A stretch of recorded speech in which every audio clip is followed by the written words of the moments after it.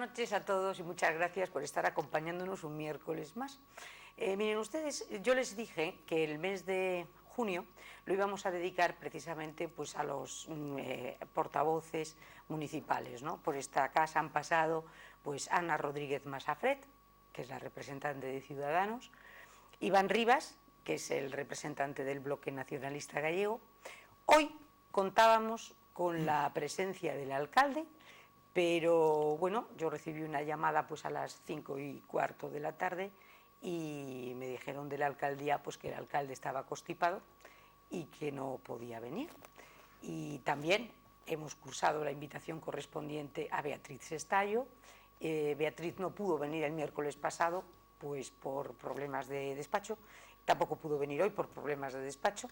Bien, el próximo miércoles vamos a tener aquí a Martina Aneiros, representante del Partido Popular, y con esto lo que yo les quiero decir es que han estado todos invitados y por supuesto aquí pues han venido a sentarse con nosotros pues los que han querido. O sea, yo comprendo que en muchas ocasiones y sobre todo en época electoral pues a lo mejor es comprometido coger el toro por los cuernos, pero bueno, como unos pues no han querido estar o no han podido estar, y otros, pues yo sé que hay con quien yo pues puedo contar siempre.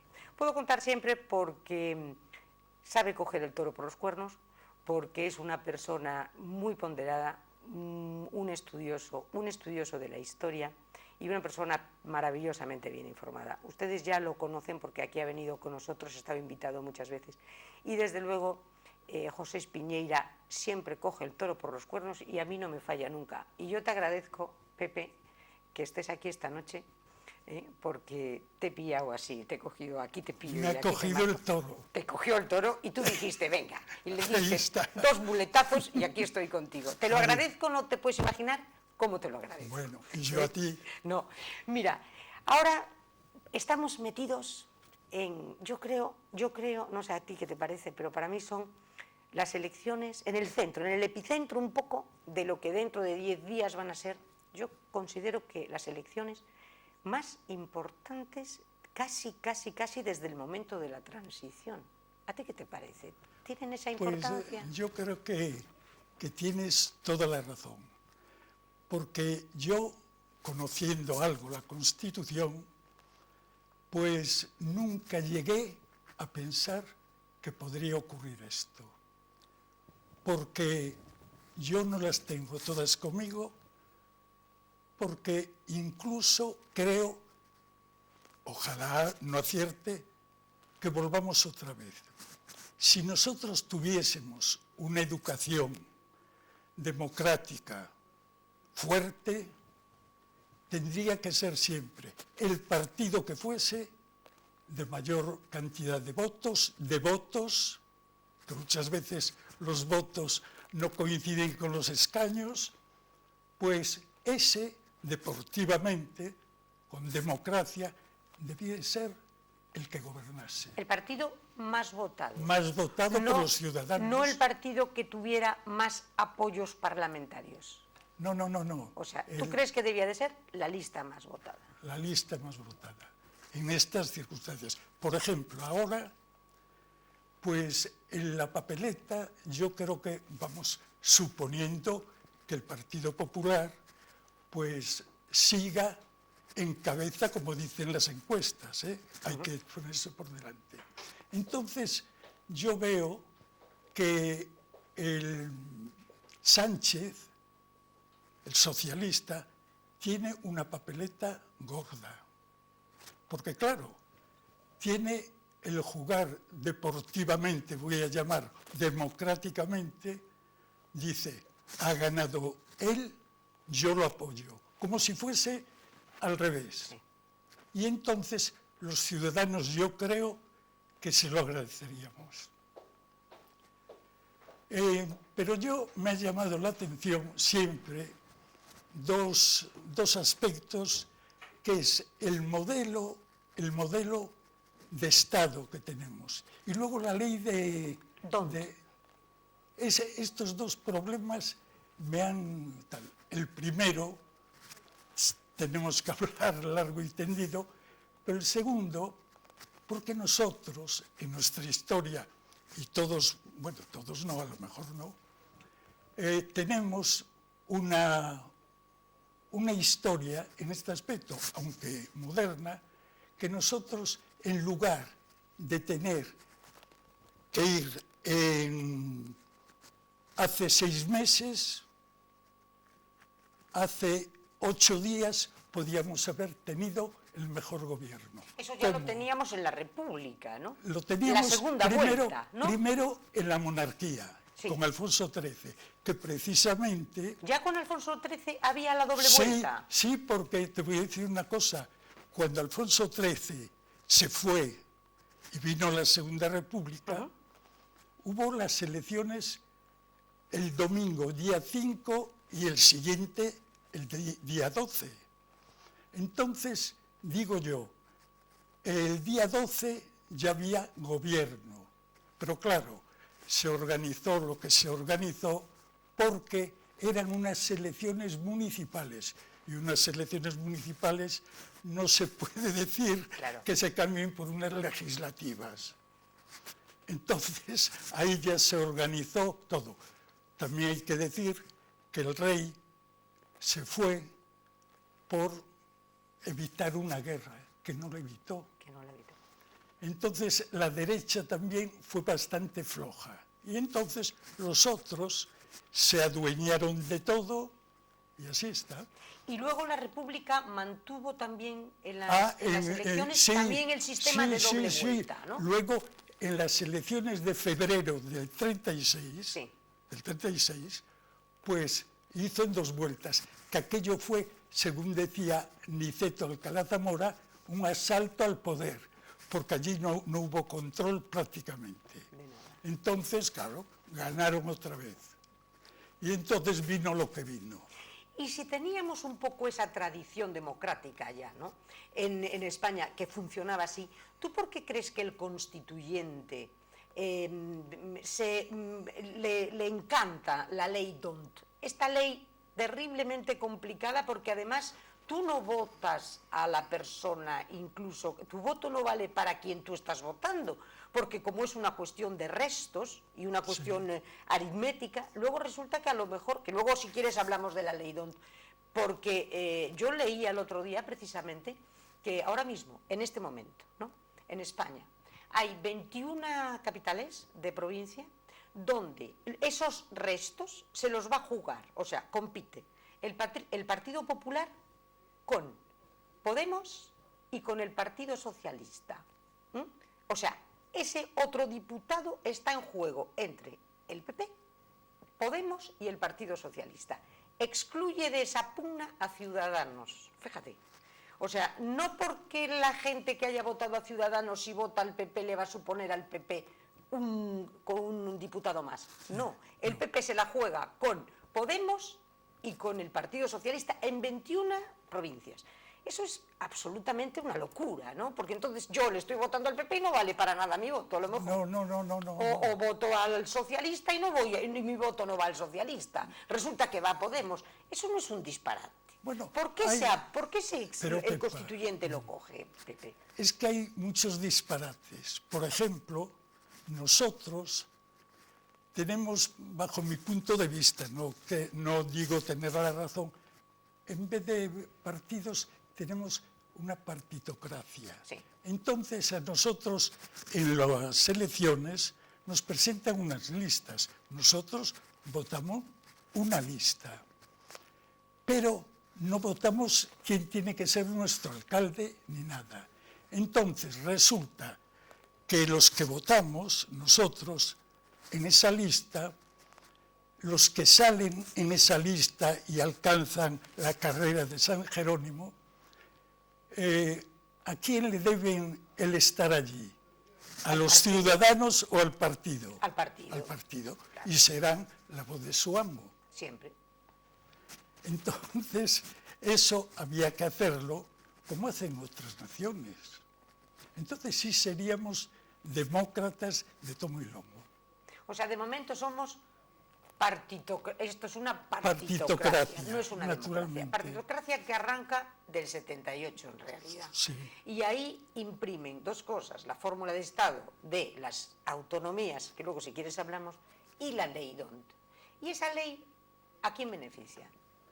Pues beneficia a todos aquellos que, con la referencia que comentamos antes, pues a los que seguramente, seguramente no, seguro, porque tú suponte una cosa, que hay 200 partidos, ¿no? Bueno, vamos a las urnas el primer domingo y votamos lo que creemos que nos conviene, lo votamos. Entonces, en ese primer domingo quedan los dos primeros. Ah, claro, sería el sistema que dices tú, el sistema de doble vuelta. Entonces, esos partidos que hoy forman parte del anfiteatro, no los elegiríamos nunca, porque siempre queremos lo mejor para nosotros. Y con la ventaja de que mi partido ha sido dejado fuera de combate, pues yo digo, de esos dos, voto al que creo mejor. Y luego hay otra ventaja, que los que elijan, el pueblo, los que elijamos, pues todos los que están gobernándonos no se ponen zancadillas, lo cual quiere decir, yo supongo que será beneficioso para los ciudadanos. Cosa que ahora no ocurre porque como no tengas la mayoría absoluta, la tengas relativa. Te torpedean pues todas las ideas que ellos quieran o crean. Y luego otra cosa muy perturbadora para España ha sido el que tanto el Partido Socialista como el Partido Popular se han apoyado siempre en autonomías. Sobre todo en Cataluña y en Vascongadas. Entonces, el gran problema es que en este momento, fíjate el sistema, todo el problema que tenemos de corrupción en Cataluña, todo el problema que tenemos, que ha sido, da la sensación que absolutamente, pero vamos, consentida tanto por el Partido Socialista como por el Partido Popular, porque lo del amigo Pujol, el presunto Pujol... No, toda la familia, y toda la familia. No creerán en la familia, pero en la de ellos sí. Por eso digo, eso es tremendo, ha sido tremendo el que tú te tengas que apoyar y de alguna manera has estado, curiosamente, condicionado por los que en este momento quieren destrozar España. Porque te voy a decir una cosa, mira,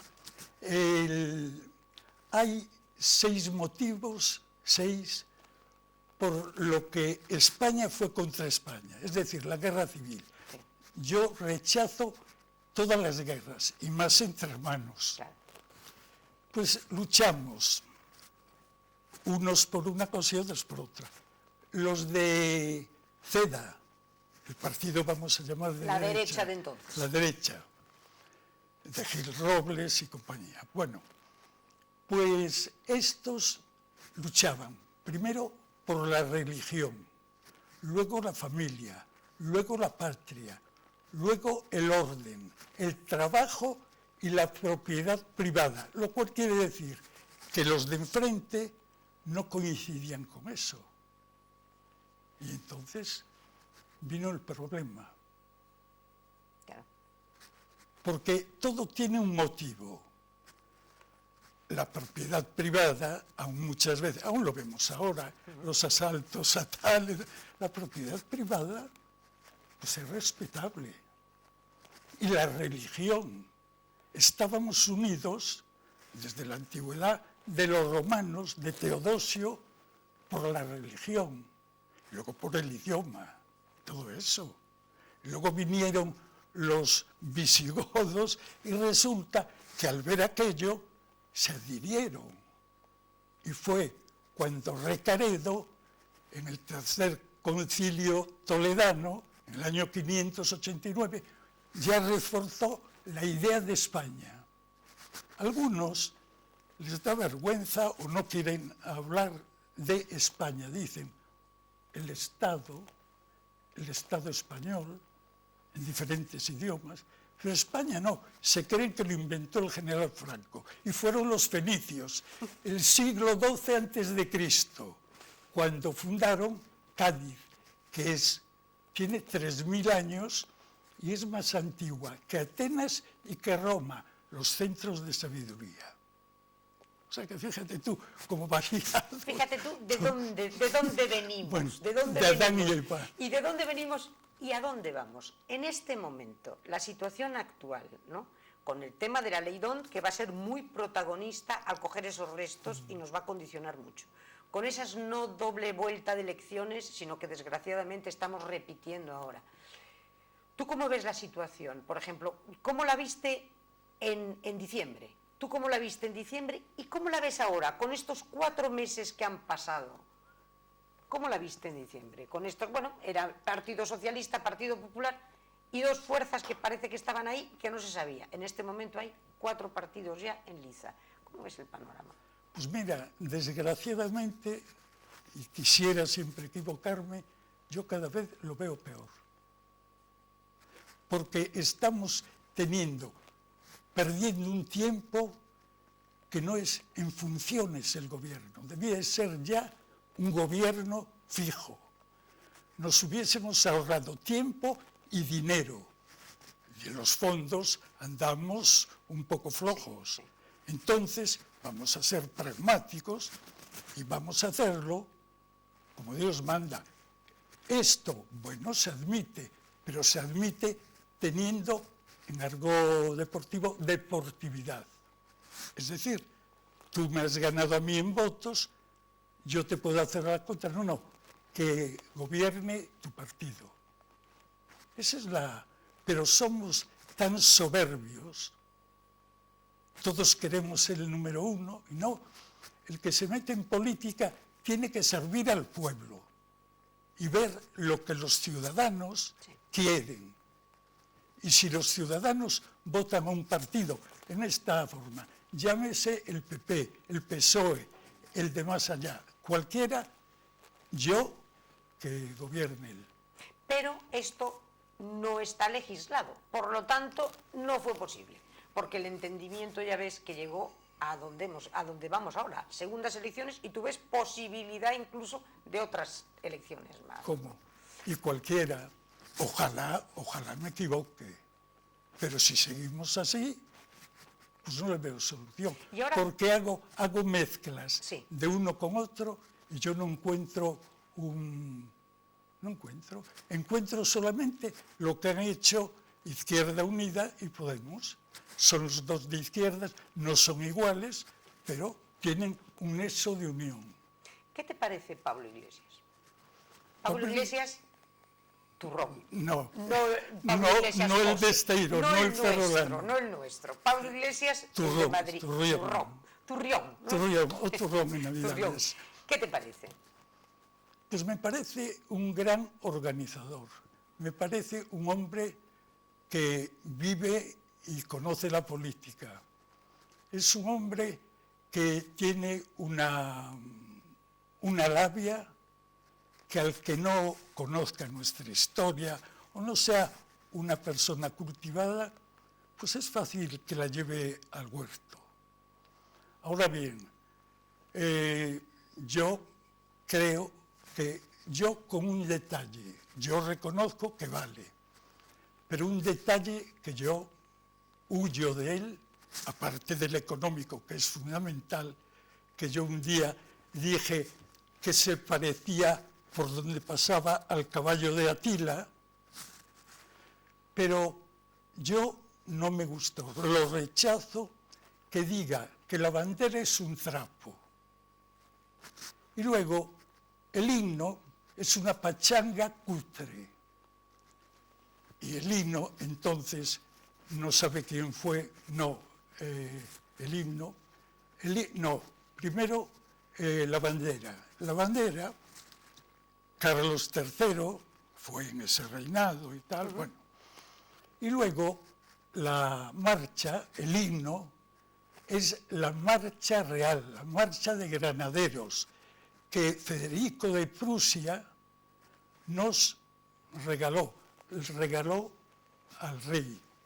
Y entonces, desde aquella, es el himno nacional. Y entonces, un señor que dice eso es que no tiene cultura o odia mucho España. Odia mucho a España. Y en este momento las acusaciones, ¿no?, de su financiación, ¿no?, la presunta financiación, que parece ser que el Tribunal Supremo no ha admitido a trámite por cuatro veces, ¿no? Pero parece ser que esa famosa fundación estaba, nutrida con fondos, por un lado de Venezuela, por otro lado de Irán, ¿no?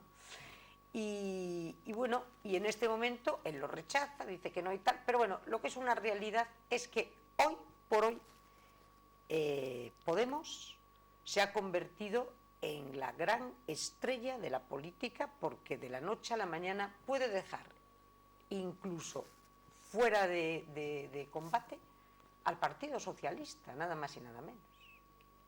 Al centenario ya Partido Socialista. Al Partido Socialista. ¿Tú ves posible ese lo veo pasar por encima de, con esa palabra italiana que utilizan ahora? Yo prefiero, sobrepasar al PSOE. A mí me sienta mal, y no soy socialista. Yo quiero que el socialismo, que lo conozco, desde Pablo Iglesias hasta hoy, que fuese siempre un partido que le superase al PP y otras veces el PP al PSOE. Yo quisiera eso. ¿Dónde ha estado el fallo, a tu juicio, del Partido Socialista? ¿Cómo se ha visto metido en este lío que puede incluso, fíjate, ser hasta el cuarto? Hasta el cuarto, porque es que puede caer incluso por detrás de Ciudadanos, o sea, puede ser la cuarta fuerza cuando ha estado gobernando. ¿Cómo ves esto? ¿Dónde está el gran error del Partido Socialista? Tú, desde tu punto de vista de estudioso de la historia, ¿tú lo ves a lo mejor el arranque en Zapatero? ¿El principio del fin, de un poco de la transición, sin remontarnos a Pablo Iglesias? Ahora, empezando con pues Felipe González pues tuvo un gran mérito y tuvo también sus fallos, muchos, pero tuvo también muy buenas maneras. Y prueba de ello es que le tenían gran respeto en su partido. Este hombre fue un ejemplo a seguir por el socialismo, a pesar de los defectos que tenía. Luego viene Zapatero. Y Zapatero... Bueno, perdona, de hecho, Felipe González, en aquel famoso congreso de Suresnes, él plantea que él se marcha, siempre y cuando el Partido Socialista no abandone el marchamo marxista-leninista. Y efectivamente, en ese mismo momento hace el gran viaje hacia la socialdemocracia.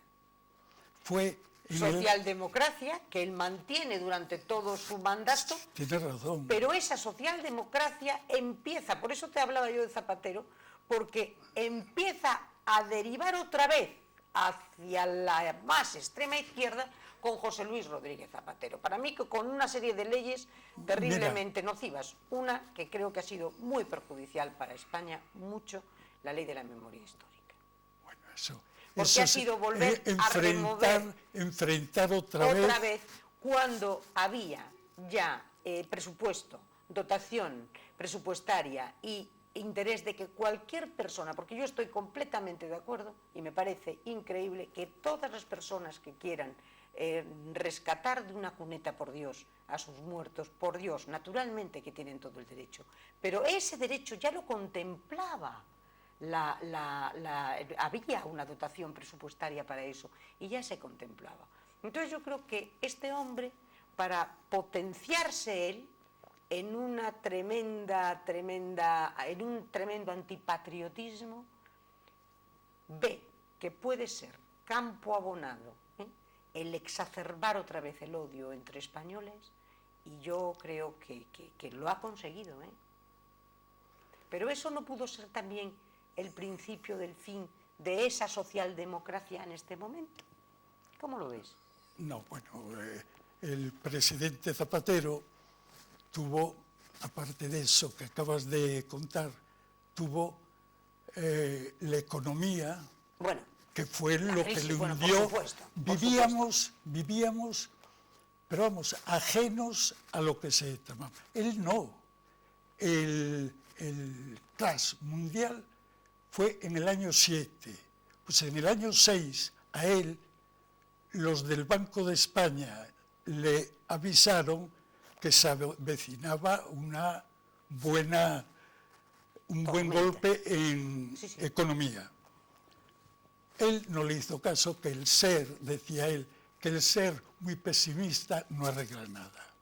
Hasta que llegó el día, en mayo, me parece que fue del día 9 al 10, en el 10 de mayo, que fue cuando Bruselas le dijo, tienes que hacer esto.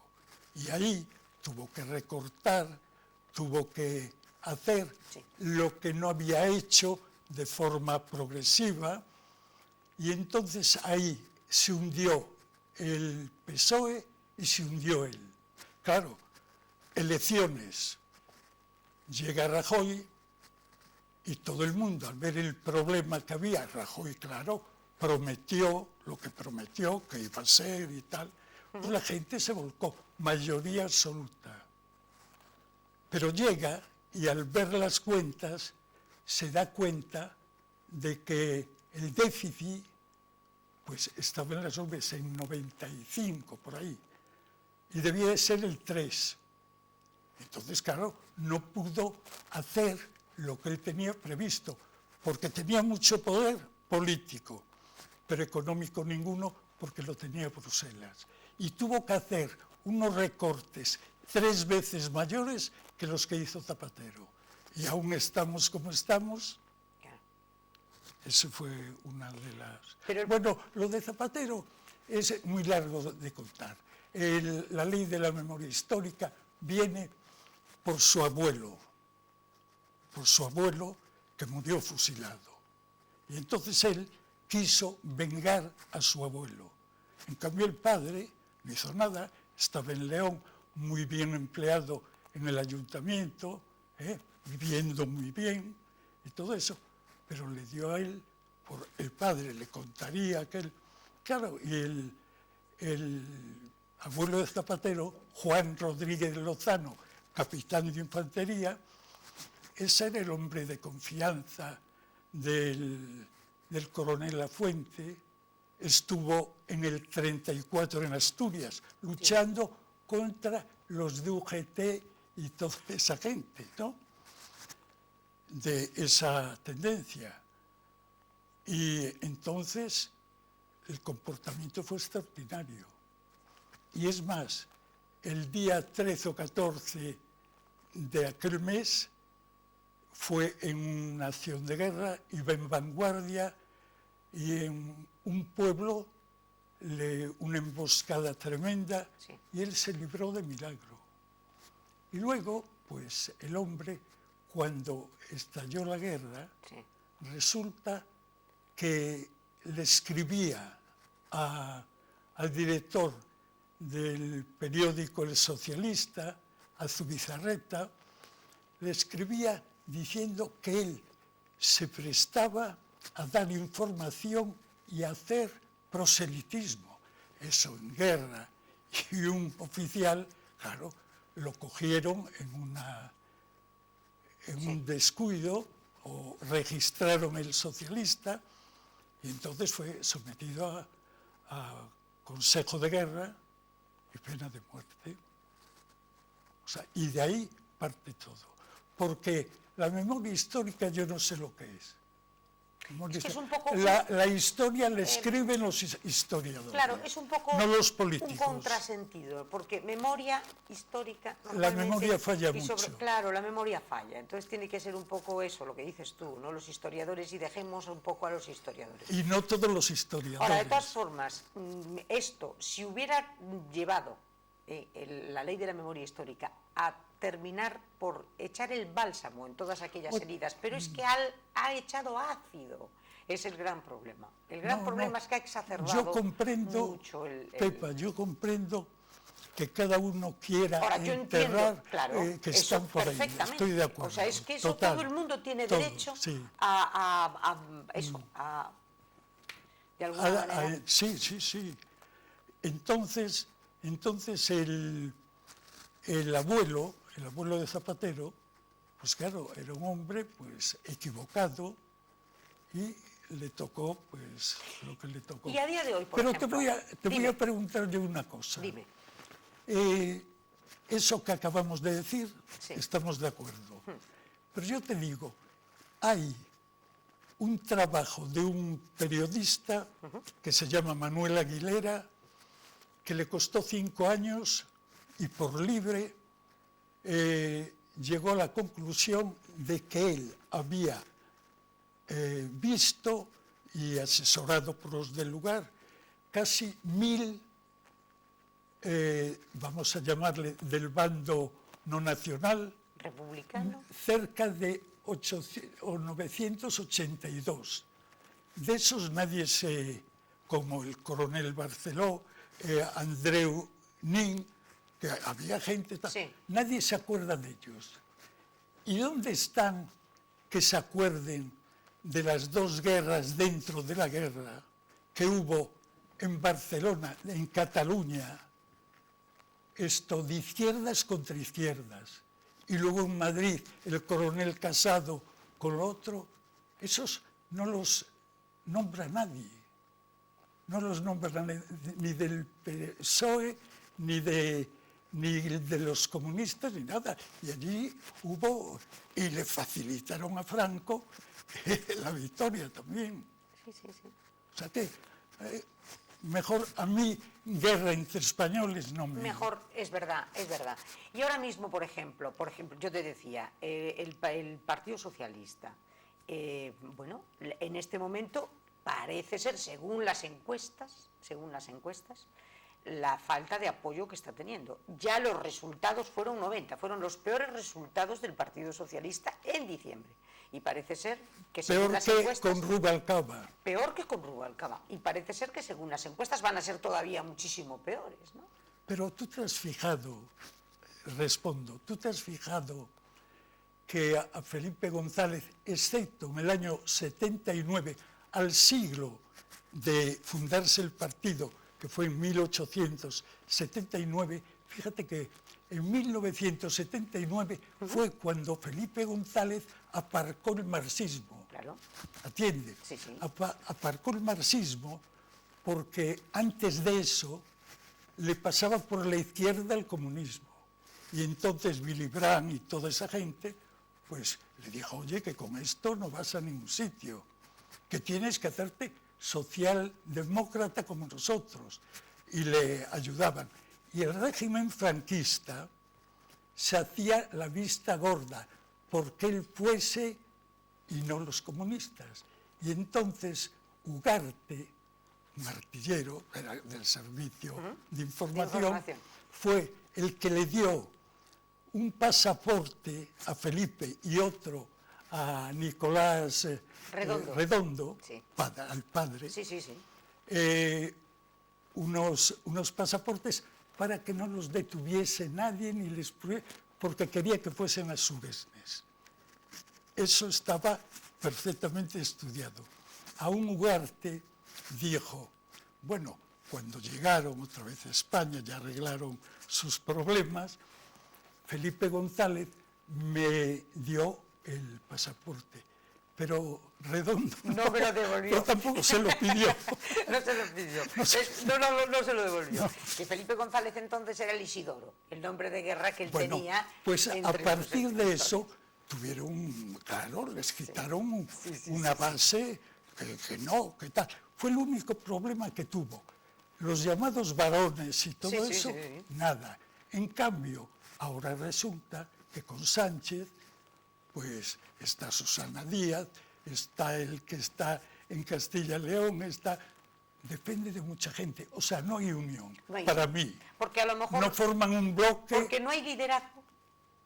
¿Es Pedro Sánchez el líder ese o...? Bueno, él fue a una elección y la ganó. Sí, sí. Pero Sin embargo, no veo yo que hagan una piña en torno en torno al líder. Sí. Y cuando dice, por ejemplo, Pablo Iglesias, Turrión. No el nuestro, como no el de Ferrón, Pablo Iglesias, cuando ahora dice, porque Pablo Iglesias empezó militando en el Partido Comunista, luego dijo que era transversal, ahora se ha unido Unidos Podemos con el Partido Comunista y ahora está diciendo que es socialdemócrata. Hombre, claro. ¿A ti qué te parece? Y dice que es del Real Madrid y se lo cree mucha gente. O sea que yo reconozco que este hombre, al que no tenga cierta cultura o cierta, en fin, algo, pues lo lleva a su partido. Oye, ¿tú crees que el fenómeno Podemos arranca del 15M? Sí, ¿O tú crees que el 15M lo utiliza, o que era una estrategia de Pablo Iglesias y del grupo Pablo Iglesias, que ya venía estudiando este tema y con todo lo de Venezuela y con todo esto que hablamos, porque ellos asesoraban, ¿no?, a Maduro y a Chávez y toda esta cosa, y a Tsipras. Esto, ¿tú crees que realmente arranca del 15M o el 15M es un poco una prueba, una visualización de a ver cómo cuaja en la sociedad española? ¿Tú no crees que esto es un proyecto que viene de antes? Pues yo no lo niego.